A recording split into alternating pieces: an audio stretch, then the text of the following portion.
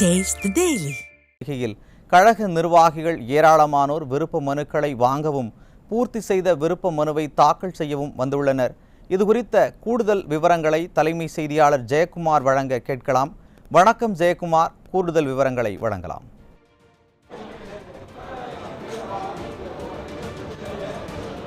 வணக்கம் சுரேஷ். அனைத்திந்திய அண்ணா திராவிட முன்னேற்ற கழகத்தினுடைய தலைமையகமான புரட்சித் தலைவர் எம்ஜிஆர் மாளிகை சென்னை ராயப்பேட்டையில் அமைந்திருக்கிறது.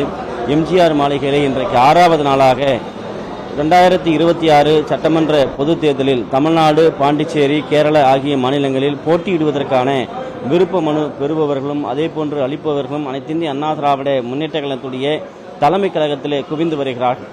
அனைத்திந்திய அண்ணா திராவிட முன்னேற்ற கழகத்தினுடைய நிர்வாகிகள், குறிப்பாக தமிழகம் முழுவதும் இருக்கக்கூடிய 82 மாவட்டங்களைச் சேர்ந்த மாவட்ட கழக செயலாளர்கள், முன்னாள் அமைச்சர்கள், நாடாளுமன்ற சட்டமன்ற உறுப்பினர்கள், கழகத்தினுடைய பல்வேறு நிலைகளிலே பணியாற்றி வரக்கூடிய ஒன்றிய மற்றும் பேரூர் கழக நிர்வாகிகள், பகுதி கழக செயலாளர்கள், ஒன்றிய கழக செயலாளர்கள் என அனைவருமே விருப்ப மனு அளிப்பதற்காக தாங்கள் போட்டியிடக்கூடிய தொகுதிகளுக்கான விருப்ப மனு அளிப்பதற்கும் அதேபோன்று பொதுச் செயலாளர் புரட்சித் தமிழர் எடப்பாடி கே பழனிசாமி அவர்கள் தங்கள் தொகுதியிலே போட்டியிட விருப்பம் தெரிவித்து 15,000 ரூபாய்க்கான அந்த வரைவோலையோடு அந்த விருப்ப மனுவை பெற்று பூர்த்தி செய்து அளித்து வருகிறார்கள்.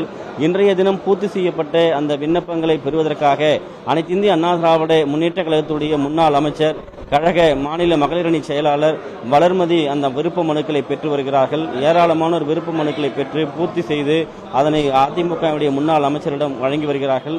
குறிப்பாக அனைத்திந்திய அண்ணா திராவிட முன்னேற்ற கழகம் என்பது ஒவ்வொரு முறையும் சட்டமன்ற பொதுத் தேர்தல் வருகிற பொழுது மற்ற கட்சிகளுக்கு முன்னோடியாக இந்த தேர்தல் சார்ந்த விஷயங்களை முன்னோடியாக தொடங்கிவிடும்.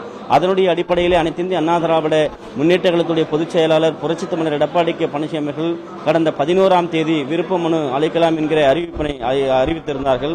குறிப்பாக 15ஆம் தேதி 12 மணிக்கு இந்த விருப்ப மனு தொடங்கி 23ஆம் தேதி மாலை 5 மணி வரை இந்த விருப்ப மனுக்களை பெற்று பூர்த்தி செய்து அளிக்க வேண்டும் என்று அந்த அறிவிப்பு வெளியிடப்பட்டிருந்தது.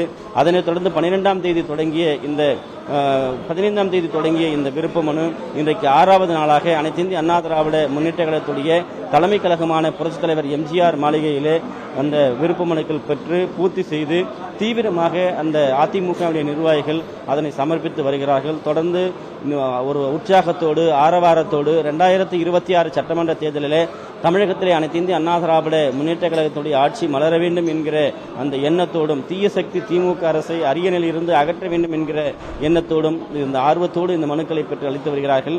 அதேபோன்று நமக்கு அருகே இருக்கக்கூடிய பாண்டிச்சேரி மாநிலத்தில் இருந்தும் கேரளாவில் இருந்தும் நேற்றைய தினம் கூட ஏராளமானோர் வந்து விருப்ப மனுக்களை அளித்திருந்தார்கள்.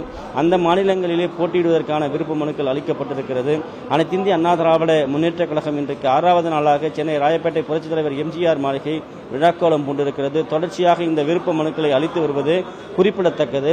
விருப்ப மனுக்களை பெறுவதற்காக சிறப்பு கவுண்டர்கள் இங்கே ஏற்பாடு செய்யப்பட்டிருக்கிறது. அந்த கவுண்டர்களை அனைத்திந்திய அண்ணா திராவிட முன்னேற்ற கழகத்துடைய தலைமை கழக நிர்வாகிகள் அமர்ந்து முறையாக அந்த டிடிகளை பெற்று விண்ணப்பங்களை விநியோகி செய்கிறார்கள். பூர்த்தி செய்யப்பட்ட விண்ணப்பங்கள், புகைப்படம் ஒட்டப்பட்ட விண்ணப்பங்கள் பிறகு அதிமுகவுடைய முன்னாள் அமைச்சர்கள், கழக நிர்வாகிகள் சுழற்சி முறையில் அதனை பெற்று வருகிறார்கள். அவர்களிடம் சமர்ப்பித்து வருவது குறிப்பிடத்தக்கது. சுரேஷ்,